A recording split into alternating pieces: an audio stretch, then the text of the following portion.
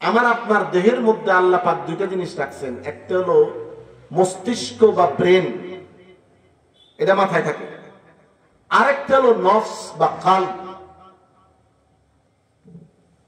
এইটা নিয়ে মানুষের অঙ্গ প্রত্যঙ্গ কার দিক নির্দেশনায় চলে, কার অর্ডারে চলে, নফসের অর্ডারে না ব্রেনের অর্ডারে?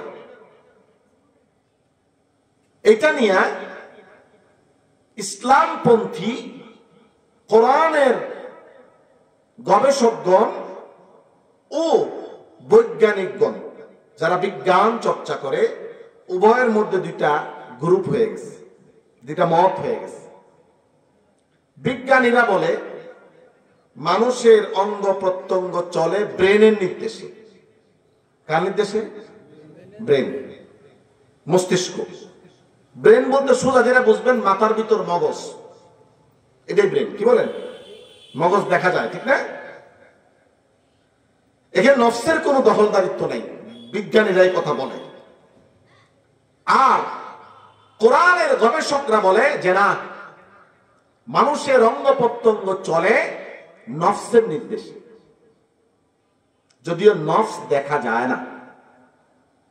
কথা বুঝে আসছে? নফসের নির্দেশে চলে কেমনে? প্রমাণ কি? কোরআনে কারীমের একটি আয়াত বলবো আপনাদেরকে। আল্লাহ রাব্বুল আলামিন বলেন, আফালাম ইয়াসিরু ফিল আরদি ফাতাকুনা লাহুম কুলুবুন ইয়াকিলুনা বিহা আও আযানুন ইয়াসমাউনা বিহা فإنها لا تعمى الأبصار ولكن تعمى القلوب التي في الصدور। আল্লাহ বলেন, তারা কি জমিনে ভ্রমণ করে না? জমিনে তারা কি চলে না? অঙ্গ প্রত্যঙ্গ কি তারা চালায় না? যদি তারা জমিনে চলে, গবেষণা করে, অঙ্গ প্রত্যঙ্গ চালায়, তাহলে সে অনুভব করবে তার একটা দিল আছে, কল্ব আছে। এই কল্ব এর নির্দেশে তার আকল বা তার ব্রেন চলে, ইয়াকিলুনা বিহা। আর আকল নির্দেশ করে কানকে শ্রবণ করার জন্য, চোখকে দেখার জন্য, মুখকে বলার জন্য, হাতকে ধরার জন্য। তাহলে আকলকে বা ব্রেনকে আগে নির্দেশ করে নফস, তারপরে ব্রেন নির্দেশ করে কাকে? অঙ্গ প্রত্যঙ্গকে। বলেন সুবহানাল্লাহ। কোরআনের এই আয়াতের মর্ম এটা। তাহলে আমাদের মূল পরিচালক হলো নফস, ব্রেন না। এটা কে বলছে? আল্লাহ কোরআনে বলেছেন, ফাতাকুনা লাহুম কুলুবুন ইয়াকিলুনা বিহা। অন্তর বা নফস সেটা আকলকে পরিচালনা করে, তাআক্কুল করে, আকলকে তার অনুভব, তার পরিচালনা শক্তি দেয়, অর্ডার করে। এরপর ব্রেন বলে যে হাত তুমি ধরো, চোখ তুমি দেখো, কান তুমি শোনো, জবান তুমি বলো। তাহলে প্রথম নির্দেশদাতাকে নফস। এটা কোরআনের গবেষকরা প্রমাণ করে। বলেন সুবহানাল্লাহ। বিজ্ঞানীরা নফসকে কেন মানে না, সেদিকে পরে যাব। বিজ্ঞানীরা নফসকে মানে না, আর এরা বলে যে নফস। আচ্ছা, বিজ্ঞানীরা নফসকে কেন মানে না, ব্রেনকে কেন মানে? বিজ্ঞানীদের যুক্তি হলো, যেটা আমরা দেখি না সেটা মানি না। ব্রেন বা মস্তিষ্ক দেখা যায়, মাথার খুলি উড়াই দিলে মগজ দেখা যায় না? যেটা দেখা যায় সেটা আমাদের গবেষণায় আছে, যেটা দেখা যায় না এটা আমার গবেষণার বাইরে। কথা বুঝে আসছে? দেখা যায় না, নফস দেখা যায় না, নফস বা রূহ এটাকে দেখা যায় না। এটা দেখা যায় না, তার আবার প্রমাণ কি? এটা জানার দরকার আছে না? সরওয়ারে কায়নাত মুহাম্মদ আরবি সাল্লাল্লাহু আলাইহি ওয়াসাল্লাম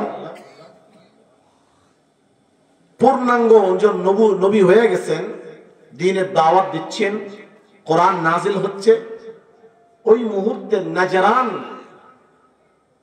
যেটা নাইজেরিয়া বলা হয় বর্তমানে, সেখানের ইহুদি খ্রিস্টান পণ্ডিতরা একটা বৈঠক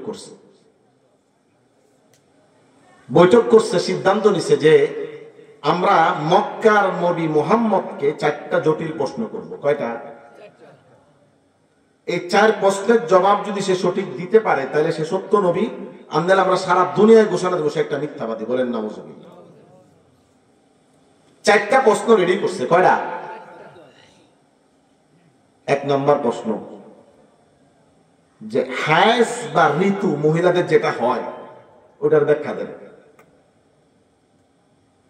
2 নম্বর, আসহাবে কাহাফের ব্যাখ্যা দেন। 7 জন ছিল না, ওরা কারা, তাদের পুরা ইতিবৃত্ত, পুরা ইতিহাস বলেন। 3 নম্বর প্রশ্ন, ওয়াসআলুনাকা আন যিল কারনাইন, যুল কারনাইন বাদশা, সে কে, তার পুরা ইতিহাস বলেন। 4 নম্বর প্রশ্ন, রূহ কি জিনিস, নফস কি জিনিস। করালো ওদিকে তারা মিটিং করে প্রশ্ন রেডি করছে, এদিকে আল্লাহ পাক আল্লাহ রাসূলকে জানায় দিয়েছে তোমাকে ওয়াসআলুনাকা আন যিল কারনাইন ওয়াসআলুনাকা আনির রূহ ওয়াসআলুনাকা আনিল মাহিদ ওয়াসআলুনাকা আন আসহাবিল কাহফ। আল্লাহ পাক 4 প্রশ্নের জবাব নবীকে জানায় দিয়েছে, ওরা আসার আগে। বলেন না সুবহানাল্লাহ। আমার আলোচনা বুঝতেছেন আপনারা? এখানে একটা প্রশ্ন জাগে, বলবো আপনাদেরকে, যে আল্লাহ প্রশ্ন করার আগেই প্রশ্নের উত্তর জানায় দিলেন, তো আল্লাহ তাইলে প্রশ্ন আউট করে দিছেন। কোন মাদ্রাসার যদি পরীক্ষা হয়, পরীক্ষার আগে যারা প্রশ্নের কাজ করে তারা যদি প্রশ্নটা আগেই ছাত্রদেরকে জানায় দেয়, তো মাদ্রাসা ধ্বংস হওয়ার জন্য একটা কাজই যথেষ্ট। কি করেন ভাই? স্কুলের প্রশ্ন রেডি হইতেছে, কালকে পরীক্ষা, আজকে যদি কোন স্যার গোপনে গিয়া কোন ছাত্রের বাড়িতে প্রশ্নটা বলে দেয়, ওই ছাত্র লাইফ বরবাদ হওয়া, স্কুলের শিক্ষা ব্যবস্থা ধ্বংস হওয়ার জন্য এই ছোট্ট কাজটাই কি যথেষ্ট না?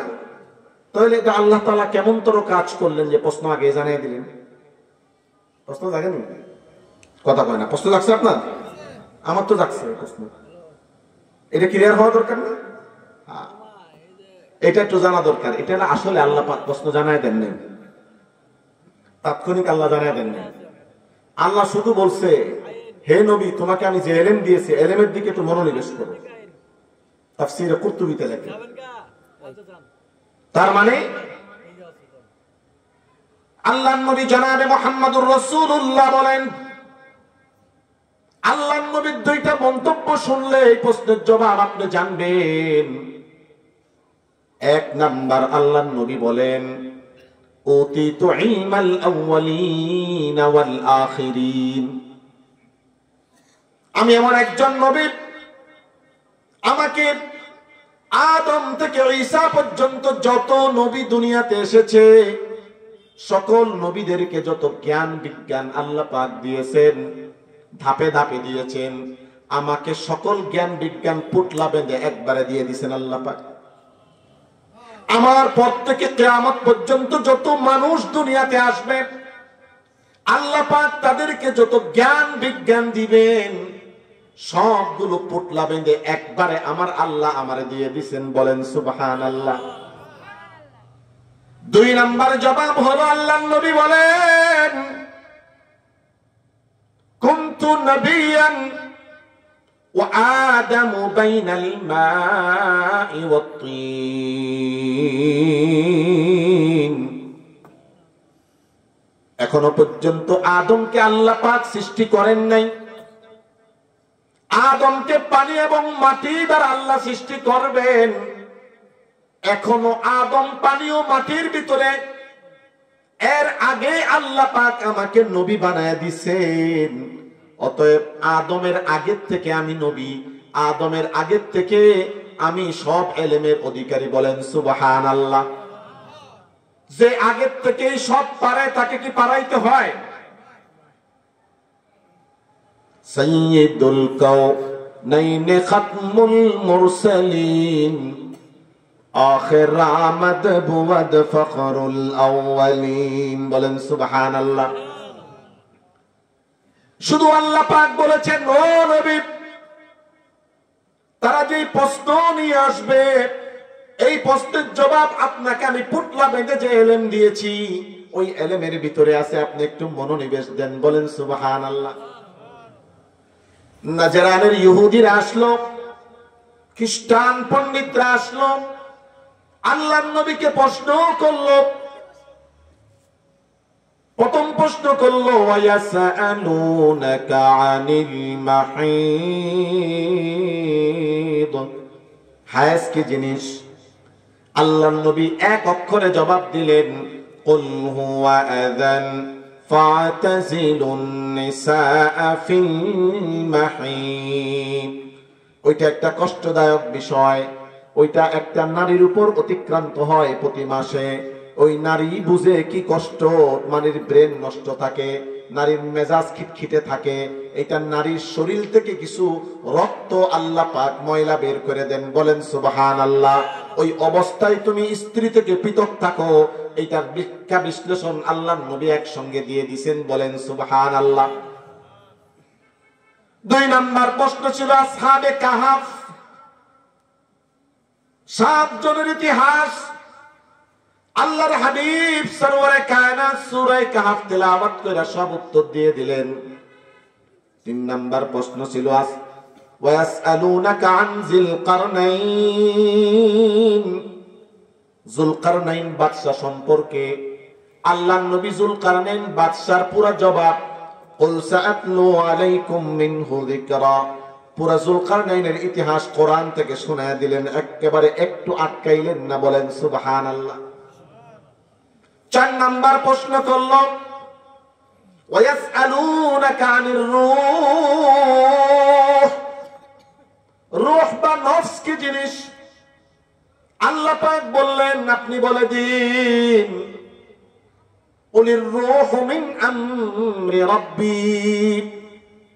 রূহ এমন জিনিস যা দেখা যায় না, ধরা যায় না, সাদাও না, কালো না, সবুজও না, বরং রূহ হলো আল্লাহর একটা আদেশ মাত্র। বলেন সুবহানাল্লাহ।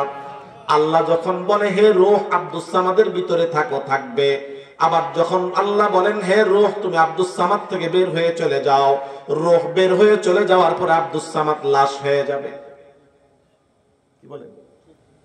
রূহ দেখা যায় না, যেহেতু রূহ দেখা যায় না, বিজ্ঞানীরা বলে যেটা দেখা যায় না সেটা আমরা আমাদের চ্যাপ্টারের বাহিরে, এটা আমাদের চ্যাপ্টারে নেই। কথা বুঝে আসছে? এখন আমার প্রশ্ন, এটা কায়দায়ে কুল্লিয়া না, এটা সার্বজনীন কোন নিয়ম নয়। যেটা দেখা যায় না সেটা বিশ্বাস করি না, এটা কোন সার্বজনীন নিয়ম না। আমরা আমাদের রবকে দেখি না, আল্লাহকে দেখি, কিন্তু আল্লাহকে বিশ্বাস করি। দেখে বিশ্বাস করা থেকে না দেখে বিশ্বাস করার পাওয়ার বেশি। কি বলেন? আল্লাযীনা ইউমিনুনা বিল গায়বি ওয়া ইউকিমুনাস সালাতা ওয়া মিম্মা রাযাকনাহুম ইউনফিকুন।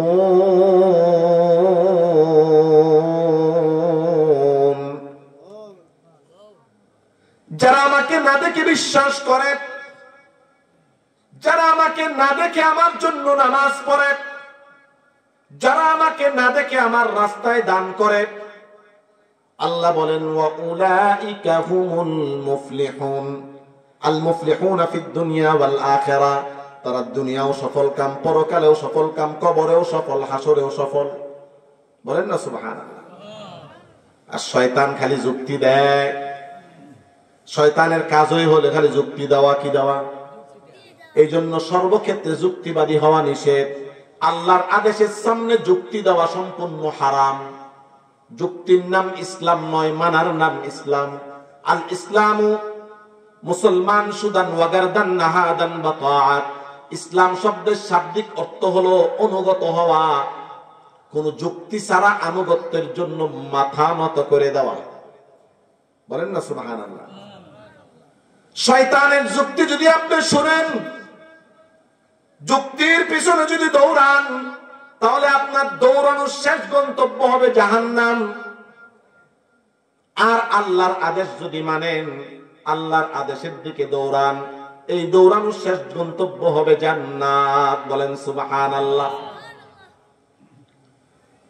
শয়তানের যুক্তি অনেক আছে। শয়তান সারাদিন আপনার মাথার মধ্যে খিটখিট করে আর যুক্তি দেয়। শয়তানের কাজই হলো খালি যুক্তি দেওয়া। আমাদের দেশের কিছু রামপন্থী আর বামপন্থী শয়তান আছে। এক শয়তানে তার বইয়ের মধ্যে লেখছে, আমার যুক্তিতে ধরে না, আল্লাহ তাআলা বাবার রেখে যাওয়া সম্পদ থেকে মেয়েকে দিল অর্ধেক, ছেলেকে দিল ফুল। এটার কারণ কি? আল্লাহ নারীকে ঠকাইলো, বলেন নাউজুবিল্লাহ। বলে যুক্তিতে ধরে না। ছেলেকে দিল 100 আর মেয়েকে দিল 50। আল্লাহ বলেন লিযাকারি মিসলু হাজ্জিল উনসায়াইন, ছেলে যা পাবে মেয়ে তার অর্ধেক পাবে। কি বলেন? এইটা বলে ওই শয়তানের যুক্তিতে ধরে না। খুব শিক্ষিত, শিক্ষিত হইতে হইতে মাথার চান্দির মধ্যে চুল নাই, কিছুই নেই। আসেনি কিছু লোক আমাদের দেশে? এর হলো শয়তানের প্রেতাত্মা। কার প্রেতাত্মা? শয়তানের প্রেতাত্মা। এই কথা যদি কেউ বলে, বলার সাথে সাথে বেঈমান হয়ে যাবে। আল্লাহর কোন আদেশের সামনে কেউ যুক্তি দিলে সাথে সাথে বেঈমান। বেঈমান হইলে স্ত্রী তালাক হয়ে যাবে, অটো তালাক, অটো। এরপরে যেই কয় রাত স্ত্রীর লোক থাকবো জেনা হইব, এরপর যে কয়টা ছেলে সন্তান ও মেয়ে সন্তান সব হবে জারজ। এই জন্য জবান খুব সাবধানে চালাইতে হবে। কি বলেন ভাই? মুসলমান, ইমাম ফখরুদ্দিন রাজি রহমতুল্লাহি আলাইহি তাফসীরে ফখরুর রাজির লেখক, বিশাল কোরআনের তাফসীর লিখেছেন। অনেক বড় আল্লাহর ওয়ালি ছিলেন। বলেন সুবহানাল্লাহ। ইমাম ফখরুদ্দিন রাজি রহমতুল্লাহি আলাইহি আল্লাহ সদা সর্বদা সর্বত্র বিরাজমান। একটা আমাদের ঈমানের একটা অংশ হলো আমার আল্লাহ কোথায় আছেন। কেউ যদি বলে আল্লাহ আরশে আছেন, এই কথাটা ঠিক নয়। কি বলেন? বলতে হবে আল্লাহ সেখানেও আছেন, এখানেও আছেন। বলেন না? আল্লাহ সেখানেও আছেন, এখানেও আছেন। এখন আপনি প্রশ্ন করবেন, একটা মানুষ দুই জায়গায় থাকে কেমনে?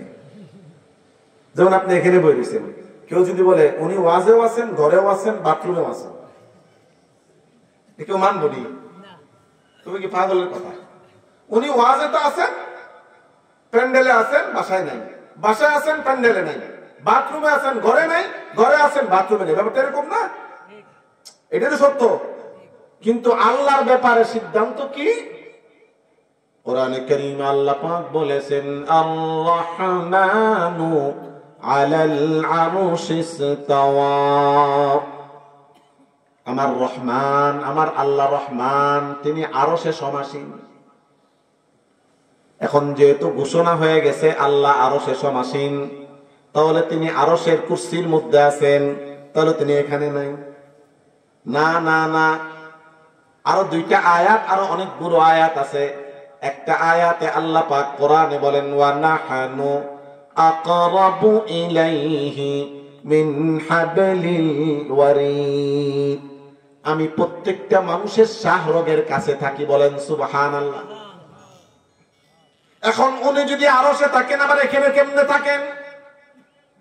কোরআনের আরেকটা আয়াতের মধ্যে বলা হয়েছে فأينما تولوا فثم وجه الله,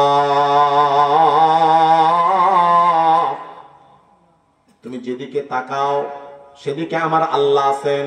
সামনে তাকাও সেখানে আল্লাহ, পিছনে তাকাও সেখানেও আল্লাহ, ডানে তাকাও সেখানেও আল্লাহ, বামে তাকাও সেখানেও আল্লাহ, উপরে তাকাও সেদিকেও আমার আল্লাহ, নিচে তাকাও সেদিকেও আমার আল্লাহ। তাহলে আল্লাহ আরশে আছেন, আল্লাহ আমার শাহরগের কাছে আছেন। আল্লাহ আবার কি আছেন? ডানে বামে সব জায়গায় আছেন। তাহলে একজন এত জায়গায় থাকে কেমনে? একটা জটিল বিষয় না? এটার সমাধান জানতে মন চায় আপনাদের? হ্যাঁ, এটা সমাধান আছে। সেটার সমাধান হলো আল্লামা আশরাফ আলী থানভী রাহমাতুল্লাহি আলাইহি, যুগ শ্রেষ্ঠ মুজাদ্দিদ, সংস্কারক। আল্লাহ পাক 100 বছর একজনকে পাঠায়। কয়জনকে? 1 শতাব্দীতে একজন আসেন, তিনি হলেন হাকিমুল উম্মত মুজাদ্দিদুল মিল্লাত আল্লামা শাহ আশরাফ আলী থানভী নব্বরাল্লাহু মারকাদাহু। তিনি বয়ানুল কোরআনের টিকার মধ্যে লেখেন, আর রহমানু আলাল আরশি ইস্তাওয়া, তর্জমা লেখেন তিনি যে আরশে সমাসীন। একটা মানুষ, একটা জিনিস, একটা জাত যদি আরশে থাকে, জমিনে কেমনে আসে? বলে যে না, এটা তর্জমা হলো ইস্তিওয়া মালুম হ্যায়, তিনি সমাসীন হয়েছেন এটা আমি জানি, কাইফিয়ত মাজহুল হ্যায়, কিভাবে সমাসীন হয়েছে এটা আমি জানি না। যদি আমি এটা জানতাম তাহলে উনি আবার জমিনে কেমনে আছেন? তাহলে আরশও আছেন, জমিনও আছেন। उस पर ईमान लाना वाजिब है, এতটুকু বিশ্বাস করা ওয়াজিব। उस पर ज्यादती करना बिदात है, এর থেকে বেশি বাড়াবাড়ি করা এটা বিদআত। তার মানে কি? আল্লাহ তার শান মোতাবেক সদা সর্বদা সর্বত্র সব জায়গায় আছে। এটা একমাত্র আল্লাহর জন্যই সম্ভব, গায়রুল্লাহর জন্য কি না? কথা কয় না। আমেরিকার প্রেসিডেন্ট অনেক পাওয়ারফুল, আমেরিকার প্রেসিডেন্ট তার নিজস্ব বিমান, নিজস্ব হেলিকপ্টার, অনেক কিছু আছে, কিন্তু সে কি একসঙ্গে এট এ টাইম 10 জায়গায় থাকতে পারে? নেটের মাধ্যমে 50 জায়গায় কথা বলতে পারে, কিন্তু এট এ টাইম 10 জায়গায় অবস্থান করতে পারে? পারে না। কিন্তু আমার আল্লাহ সেই রব যিনি এট এ টাইম 50 লক্ষ জায়গায় থাকেন। সারা দুনিয়াতেও আছেন, আসমানেও আছেন, আরশেও আছেন, ফরশেও আছেন, সব জায়গায় আছেন। বলেন সুবহানাল্লাহ। এইটা আবার যুক্তিবাদীরা বিশ্বাস করে না। কারা?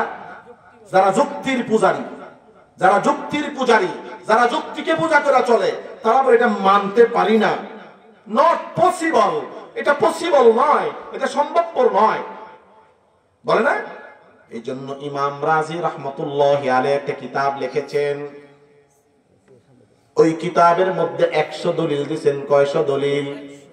100টা দলিল সম্বলিত কিতাব লিখেছেন। দলিল দিয়েছেন এই পক্ষে যে আমার আল্লাহ সদা সর্বদা সর্বত্র বিরাজমান। আমার আল্লাহ আসমানেও আছেন, আমার আল্লাহ জমিনে আছেন, আমার আল্লাহ ডানে বামে সামনে পেছনে সব জায়গায় আছেন।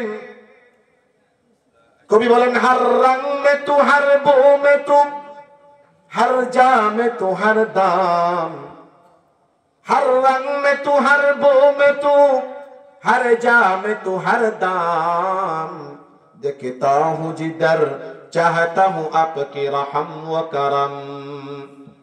तू दिल में तू आता है, समझ में नहीं आता, बस जान लिया मैं तेरा पहचानो यही है, बस जान लिया मैं तेरे पहचानो यही है।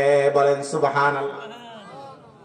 ইমাম ফখরুদ্দিন রাজি একটা কিতাব লিখেছেন, 100 দলিল সম্বলিত, 100টা দলিল দিয়েছেন যে আমার আল্লাহ সব জায়গায় এট এ টাইম আছেন। এই পক্ষে শয়তান ওই দিন থেকে ইমাম রাজির টার্গেট বানাইছে, তোরা এখন ধরুন না, মরার সময় ধরুন।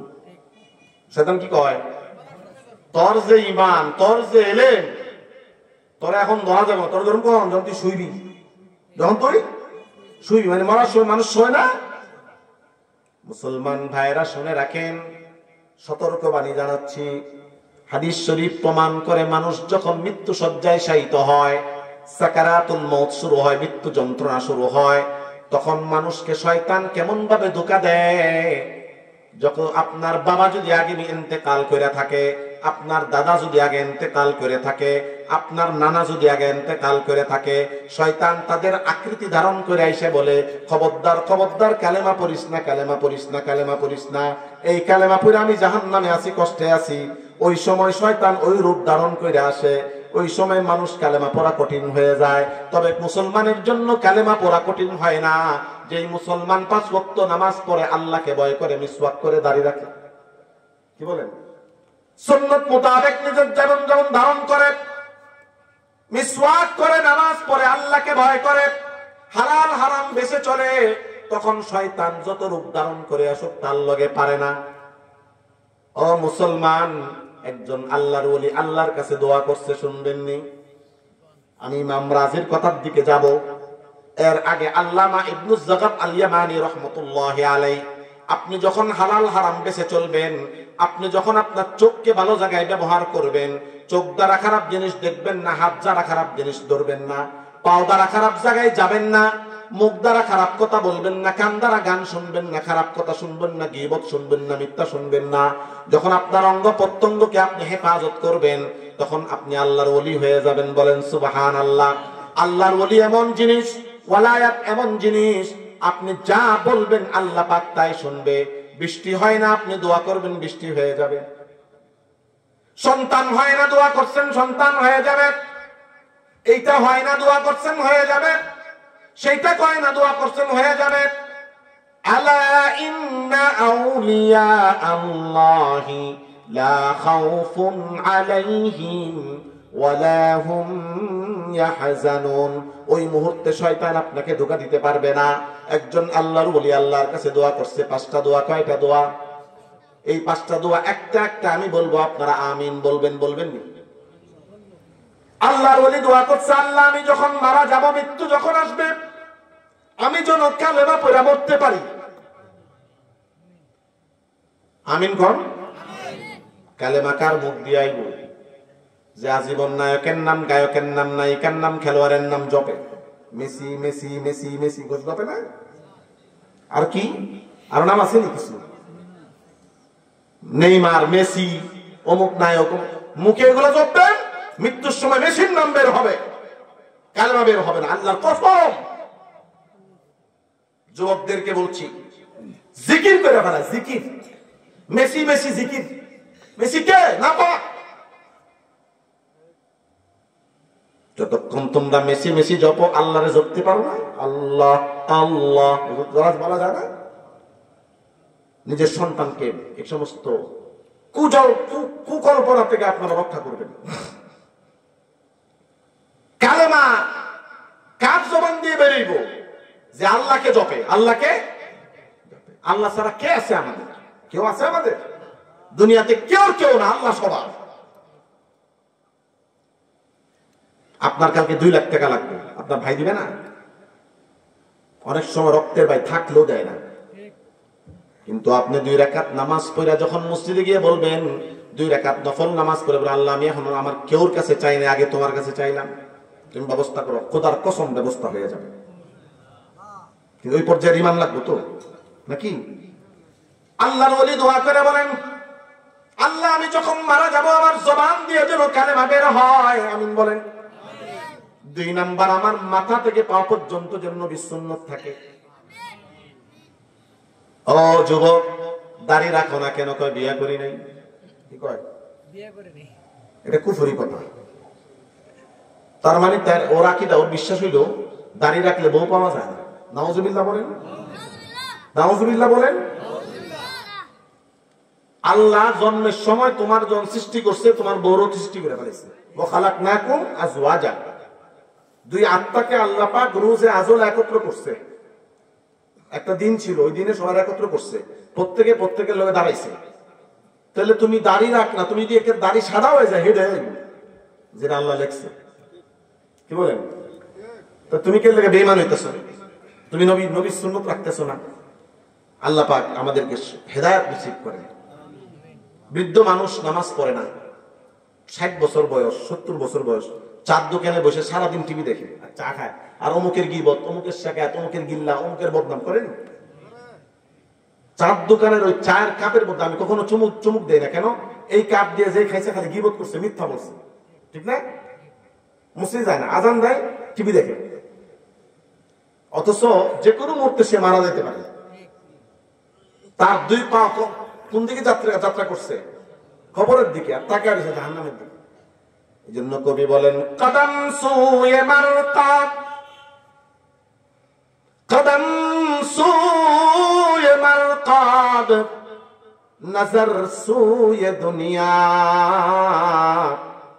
কিধর জানা হ্যায় কিধর দেখ রাহা হ্যায়। তোমার পাও কবরের দিকে আর তুমি তাকাইতেছো টিভির দিকে। একজন মানুষ হোন্ডা চালায়, হোন্ডা যে চালায় সে সামনের দিকে চালাইলে ভালো, কিন্তু হোন্ডা চালায় সামনের দিকে তাকায় রইছে, পিছনের দিকে পর্বত রাখেন নিছে। কি বলেন? হোন্ডা চালাইছে, ব্রেক দিছে, স্টার্ট দিছে, এটা যাচ্ছে সামনের দিকে, আর হোন্ডার চালক চালাচ্ছে পিছনে। হোন্ডা কই যাবে কোন তো?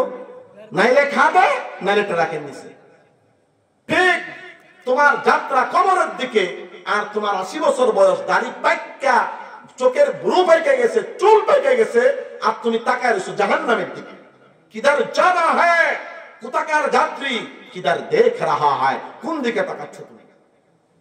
আল্লাহ তাআলা আমাদের বৃদ্ধদেরকে সহি সমঝ দান করে, সমস্ত বুড়া মানুষগুলোকে আল্লাহ নামাজি বানায় দেন। আমিন বলা যায় না জোরে?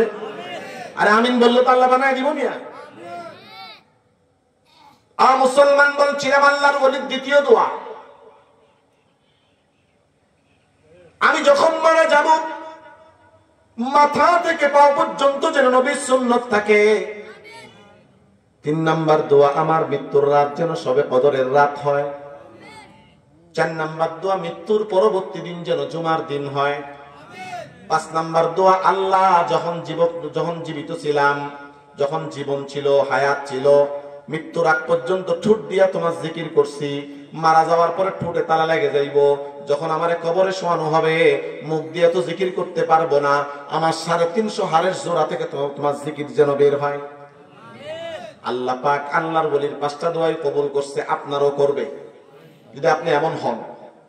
আল্লাহর ওলির মৃত্যুর সময় কালেমা পড়ছে, মাথা থেকে পা পর্যন্ত সুন্নত ছিল, মৃত্যুর রাত সবে কদরের রাত ছিল, মৃত্যুর পরবর্তী দিন জুমার দিন ছিল।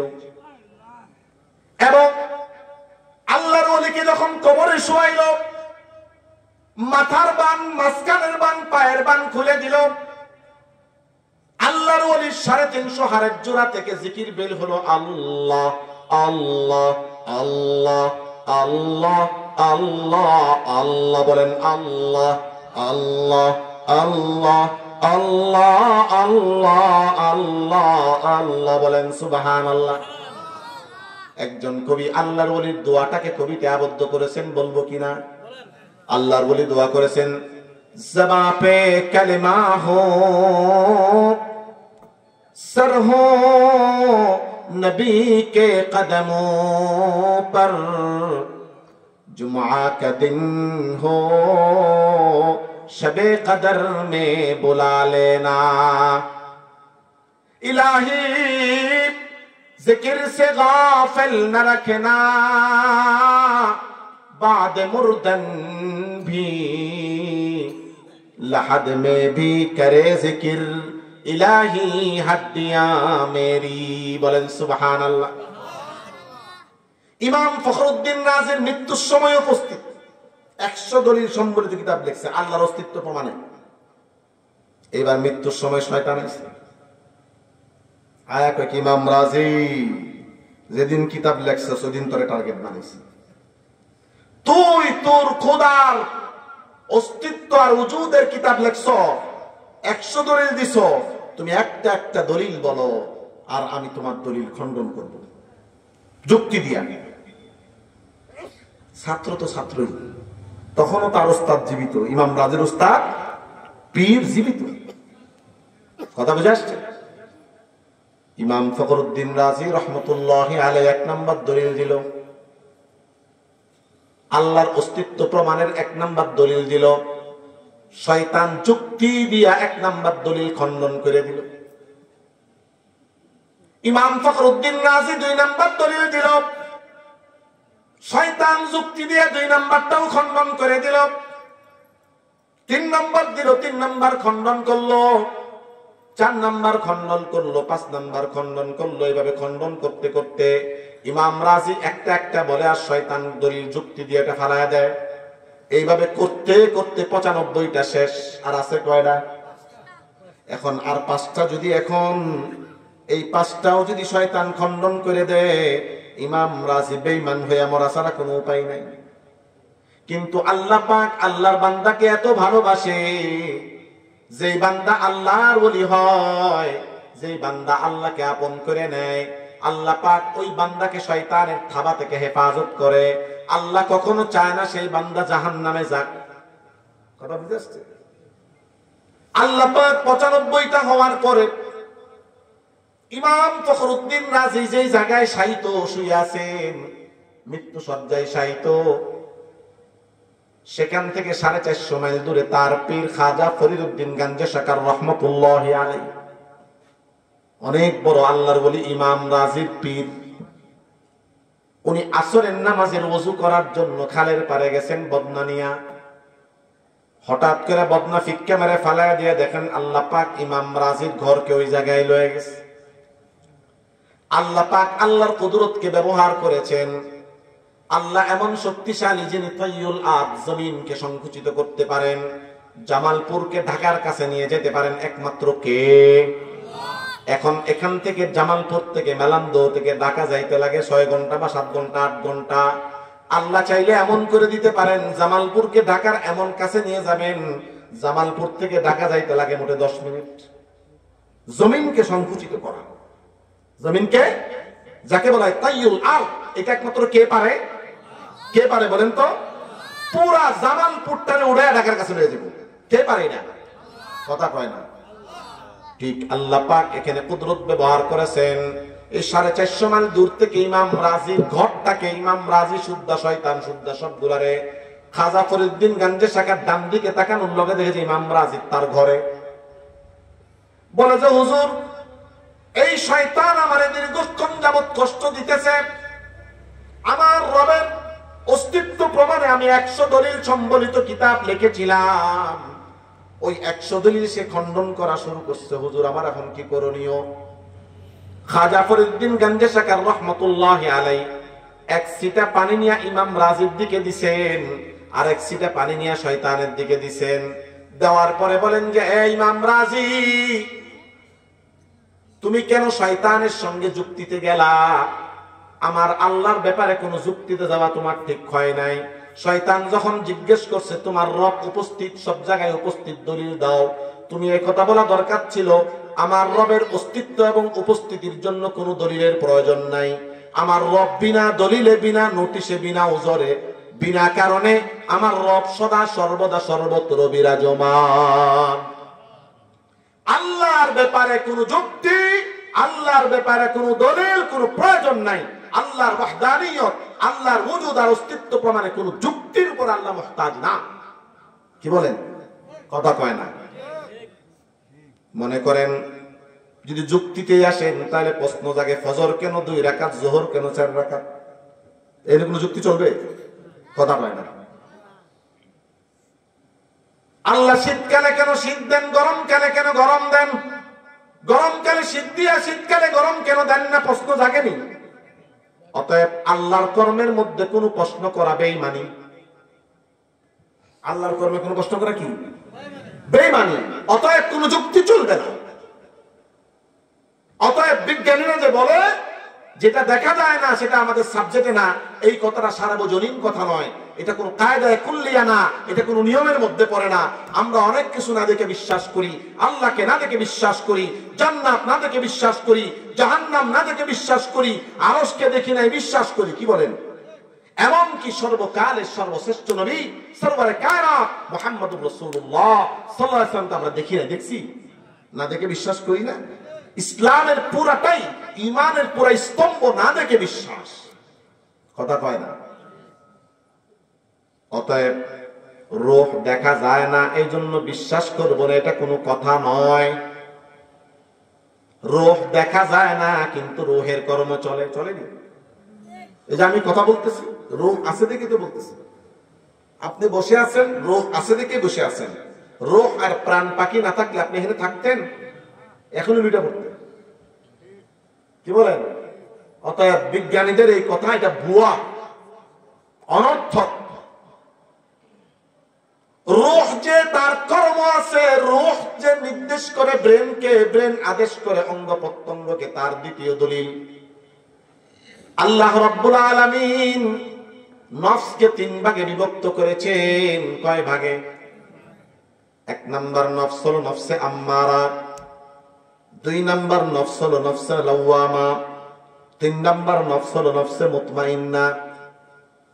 নফসে আম্মারা বলা হয় ওই নফস, ওই আত্মা, যেই আত্মা মানুষকে খারাপ কাজের আদেশ দেয় এবং খারাপ কাজ করাইয়া ছাড়ে, এবং খারাপ কাজ করার পরে সে ওই আত্মা খুব খুশি হয়। নাউজুবিল্লাহ বলেন। 1 নাম্বার কি? খারাপ কাজের আদেশ দেয়, 2 নাম্বার খারাপ কাজ করাইয়া ছাড়ে, 3 নাম্বার খারাপ কাজ করানোর পরে, পাপ আর অবাধ্যতা নাফরমানি করানোর পরে আত্মায় শান্তি পায়। যেমন আমাদের দেশের কিছু শিক্ষিত লোক আছে, শিক্ষিত নামক মূর্খ লোক, তারা বলে গান, গান যে নিষেধ কোথায় আছে? কয় গান আমার কাছে খুব ভালো লাগে, গান শুনলে আমার ঘুম আসে, গান শুনলে আমি আত্মার প্রশান্তি লাভ করি। অথচ আল্লাহ আল্লাহ রসুল বলছে গান শোনা হারাম। গান শোনা যায়? জোরে কয় না? না, মনে সন্দেহ আছে। জোরে কোন গান শোনা যায়? আরো জোরে। গান শোনা কি হারাম? গান শোনা কি? বয়াতির গান, বয়াতির গান আর শিল্পীর গান, নায়কের গান, নায়িকার গান, সব হারাম, সব হারাম। তবলা বাজায় যদি আল্লাহরও প্রশংসা করে সেটা শোনাও হারাম। আল্লাহ এই আল্লাহর প্রশংসা ঠিক আছে, কিন্তু তবলা বাজায় না কেন? তবলা বাজানো হারাম না? হারমোনিয়াম বাজানো আল্লাহর প্রশংসা যতক্ষণ করে, তারপরে গায়রুল্লাহ প্রশংসা তার চেয়ে বেশি করে এরা। কথা বুঝেন নাই? গান শোনা হারাম। কেমন হারাম? জেনা করা যেমন হারাম, মদ খাওয়া যেমন হারাম, তার চেয়ে জঘন্য হারাম গান শোনা। কথা বুঝে আসছে? আমাদের দেশের কিছু লোক আছে, শিক্ষিত লোক, বলে যে গান শুনলে আমার খুব ভালো লাগে, দেশাত্মবোধক গান। গান দেশাত্মবোধক হোক, গান পরিবারের হোক, গান স্ত্রীর নামে হোক, গান বাবার পক্ষে হোক, গান দাদার পক্ষে হোক, গান উস্তাদের পক্ষে হোক, গান জিনিসটাই হারাম। কি বলেন? যদি গান হালাল হইতো তাহলে আজকে এখানে ওয়াজের মজলিস না হয়ে গানের মজলিস হইতো। আমি গান গাইতাম, বা আমি শিল্পী না, শিল্পী না গান গাইতো। যেহেতু গান হারাম, মসজিদে নামাজ না হইয়া গান হইতো, আজান না হইয়া গান হইতো, ঠিক না? কথা বুঝে আসছে? তাহলে খারাপ নফস গান শুনতে উদ্বুদ্ধ করে, খারাপ নফস গুনাহ করতে উদ্বুদ্ধ করে, খারাপ নফস বেগানা নারীর দিকে তাকাইতে উদ্বুদ্ধ করে, আরো মজা দেয়। কি বলেন? এই নফসের নাম হলো নফসে আম্মারা। আল্লাহ নবী ইউসুফ আলাইহিস সালাতু ওয়াস সালাম বলেছিলেন, ওয়া মা উবাররিউ নাফসি ইন্নান নাফসা লাআম্মারাতুম বিসসু। হযরত ইউসুফ বলেন, আমি আমার নফসের বড়াই করি না, আমি আমার নফসের পবিত্রতা বর্ণনা করি না। এই জন্য যে নফস মানুষকে খারাপ কাজের আদেশ করে, তার নাম হলো নফসে আম্মারা। বলেন নাউজুবিল্লাহ। আরো জোরে বলেন নাউজুবিল্লাহ। ইউসুফ আলাইহিস সালাতু ওয়াস সালামকে জুলাইখা ফুসলায়া ফাসলায়া কই লয়ে গেছিল মিশরের রাজপ্রাসাদের অভ্যন্তরে, 23টি রুম ভেদ করে 24তম রুমের মধ্যে লয়ে গেছে, যেটা মাঝখানে কেউ নাই সেখানে। নেওয়ার পরে জুলাইখা হযরত ইউসুফ আলাইহিস সালাতু ওয়াস সালামকে খারাপ কাজের প্রস্তাব দিছে এবং বলছে, এখানে তুমি আমার সাথে খারাপ কাজ যদি ঘটাও, দেখার কেউ নাই, অতএব তোমার কোনো বদনাম হবে না। কেউ নাই, কে আছে বলেন তো? যেখানে দেখার কেউ নাই সেখানে দেখার কে আছে? আরো জোরে। ইয়ালামু খাইনাতাল আয়ুনি ওয়া মা তুখফিস সুদূর। আমার রবের পরিচয় শোনো। আমার রব সেই রব, তুমি পুরা দুনিয়াবাসীকে না দেখা যে জিনিসটা তুমি দেখো, সেটাও আমার আল্লাহ দেখে। আমার রবের পরিচয় শোনো। আমার রব সেই রব, তুমি মনের মধ্যে কোনো কল্পনা করলে, ওই কল্পনা তোমার পাশের লোক জানে না, তুমি ছাড়া কেউ জানে না। কিন্তু তুমি জানার আগেও আমার আল্লাহ জেনে ফেলেন। এই জন্য আমার রব বলেন ইন্নাল্লাহা আলিমুম বিযাতিস সুদূর, বলেন সুবহানাল্লাহ। মানুষের অন্তরের মধ্যে, অন্তরের ভেতরে কোনো কথা আসলে এটা ওই ব্যক্তি ছাড়া কেউ জানেনি, কিন্তু ওই নিজে জানার আগে, অন্তরওয়ালা জানার আগে আমার আল্লাহ জানা ফেলান, বলেন না সুবহানাল্লাহ। এই জন্য নফসের প্রথম প্রকার, নফস সবকিছুর আদেশকারক, নফস সবকিছুর অর্ডারকারী। এই প্রথম নফসের প্রথম প্রকার হলো নফসে আম্মারা। আল্লাহ নবী ইউসুফ এই নফস থেকে পানাহ চেয়েছেন। 2 নাম্বার নফস হলো নফসে লাওয়ামা। এই নফসে লাওয়ামার পরিচয় হলো এই নফস মানুষকে খারাপ কাজে উদ্বুদ্ধ করে না, কিন্তু আবার সব খারাপ কাজ থেকে ফিরাইতেও পারে না। খারাপ কাজের আদেশও করে না, আবার সমস্ত খারাপ কাজ থেকে ফিরাইতেও পারে না। যদি মানুষ কোনো সময় খারাপ কইরাও ফালায়, ওই নফস তাকে তিরস্কার দেয়, গালি দেয়, বকা দেয়। ওই নফস খুব কষ্ট পায়, বলেন কি করলা তুমি, এটা অনুতপ্ত, যাও তওবা করো। তওবা করায়, খারাপ কাজে পুরোপুরি বাধা দিতে পারে না, কিন্তু করে ফেলার পরে খুব মনের দিক থেকে সে কি নিজে খুব তিরস্কার, নিজের খুব নিন্দা করে, এমন নিন্দা করে নফস যে ওই ব্যক্তি তওবা করতে বাধ্য হয়। মদ খেয়ে ফেলাইছে, এক চুমুক খেয়ে ফেলাইছে, কিন্তু এমন অনুতপ্ততা আসে ওই ব্যক্তি গিয়ে আবার তওবা করে। তওবাটা কে করাইলো? নফস। যে নফসে তওবা করাইলো ওই নফসের নাম কি? নফসে লাওয়ামা। এই নফসে লাওয়ামার ব্যাপারে আল্লাহর আদেশ। আল্লাহ বলেন আমি নফসে লাওয়ামাকে এত ভালোবাসি, নফসে লাওয়ামাকে এত গুরুত্ব দেই। আল্লাহ বলেন লা উকসিমু বিয়াউমিল কিয়ামাতি ওয়া লা উকসিমু বিন নাফসিল লাওয়ামা। আল্লাহ বলেন আমি কিয়ামত দিবসের শপথ করছি এবং নফসে লাওয়ামার শপথ করতেছি। আল্লাহ যেই জিনিসের শপথ করে সেই জিনিস অবশ্যই দামি জিনিস। আল্লাহর কাছে নফসে লাওয়ামা অনেক দামি জিনিস, বলেন সুবহানাল্লাহ। 3 নাম্বার নফস হলো নফসে মুতমাইন্না। নফসে মুতমাইন্নার পরিচয় হলো এই নফস খারাপ কাজ করায় না, খারাপ কাজের আদেশ দেয় না। এই নফস শুধু ভালো কাজই করায়, ভালো কাজ করে শান্তি পায়, বলেন সুবহানাল্লাহ।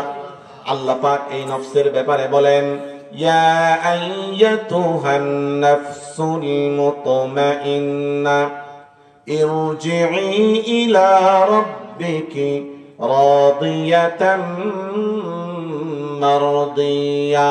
হে নফসে মুতমাইন্না, তুমি তোমার রবের দিকে প্রত্যাবর্তন করো এমন অবস্থায় যে তোমার রব তোমার প্রতি সন্তুষ্ট, তুমি তোমার রবের প্রতি সন্তুষ্ট।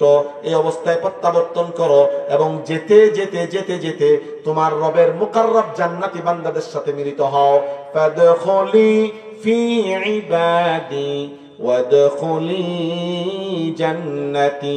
জান্নাতীদের সঙ্গে মিলিত হইয়া তুমি জান্নাতে প্রবেশ করো, বলেন সুবহানাল্লাহ। হুজুর কথা বলবেন, এর আগে আমি 2 মিনিট শেষ করতেছি। আমাদের মোহতামিম সাহেব কথা বলবেন, শামসুদ্দিন সাহেব। তাহলে আপনি যখন এই 3 নফস, নফসে মুতমাইন্না ওয়ালা হবেন আপনি, আল্লাহ আমাদের সকলকে নফসে মুতমাইন্না ওয়ালা হওয়ার তৌফিক দেন। জোরে আমিন কওয়া যায় না? আপনি জান্নাতে যাবেন। কই যাবেন? হ্যাঁ, এক আল্লাহর ওলি মৃত্যুর সময় আজরাইল ফেরেশতা জান কবজ করতে আসছে। আল্লাহর ওলির কি পাওয়ার দেখেন, আজরাইলের সঙ্গে কেউ কথা বলতে পারে? কয় কে তুমি? কে? আমি আজরাইল। তুই কি আপনার মারতে আসছেন? কে আমার হায়াত দিছে? কে মারবে উনি? তুই কে? যা যাও, তুমি যাও। যে আমার জীবন দিয়েছে সে আমার মৃত্যু, তুমি কে? আজরাইল ফেরত দিয়েছে। আল্লাহ কাছে গিয়া কয় কার কাছে পাঠাইছেন? আপনি নাকি তারে মারবেন?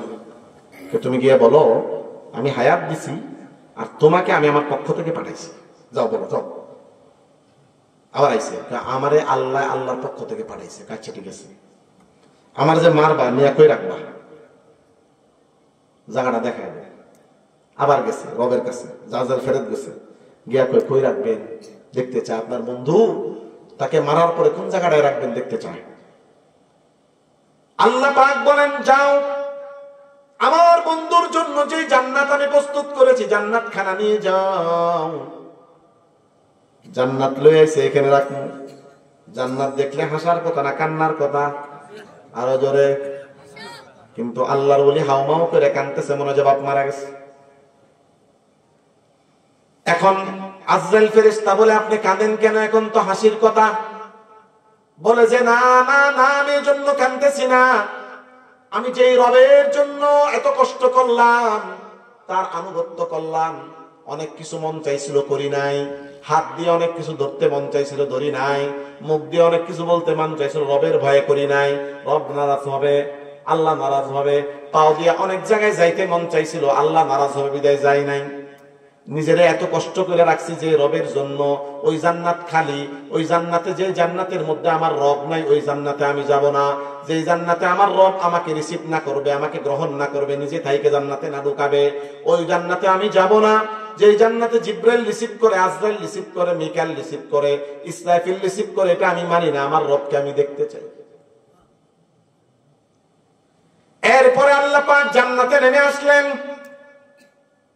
নিজের জান্নাতে আল্লাহকে এক নজর দেখার পরে আল্লাহর বলি একটা হাসি দিয়ে মৃত্যুবরণ করেছে। বলেন সুবহানাল্লাহ। আল্লাহর বলি বলতেছিলেন, यही आज़ारी से मकसूद क्या है, लिकाए खुदा है, रज़ाए खुदा है। এই যে কান্না করলাম, এই কান্নার মাকসাদ কি? লিকায়ে খুদা, আল্লাহর সাক্ষাৎ, আল্লাহর সন্তুষ্টি লাভ। वो जन्नत भी मतलूब है इस वजह से, वो जन्नत भी मतलूब है इस वजह से कि दारुल लिका है, मकामुर रिजा है। জান্নাতে যাব না বলি নাই, জান্নাতে যাব, কারণ জান্নাত হলো আল্লাহর সাক্ষাৎ নিকেতন, আল্লাহর সাক্ষাতের জায়গা। জান্নাত হলো আল্লাহর সন্তুষ্টির জায়গা। বলেন সুবহানাল্লাহ।